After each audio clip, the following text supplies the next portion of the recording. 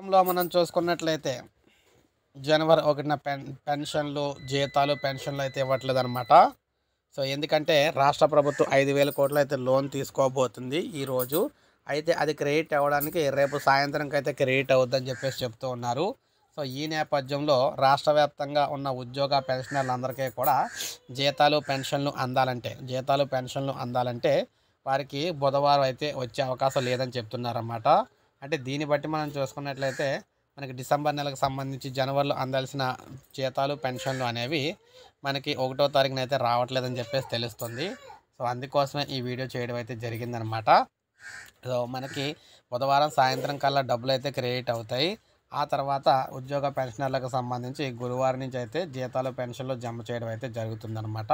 So, ఇది మనకి అఫీషియల్‌గా వచ్చిన లేటెస్ట్ అప్డేటు. ఇది మనకి జీతాలకు సంబంధించి డిసెంబర్ జీతాలు, పెన్షన్లకు సంబంధించిన సమగ్ర సమాచారం. ఒక లైక్ చేయండి. లేటెస్ట్ అప్డేట్స్ అందిస్తూ ఉంటాను. సబ్స్క్రైబ్ చేసుకోకపోతే మన ఛానల్ సబ్స్క్రైబ్ చేసుకొని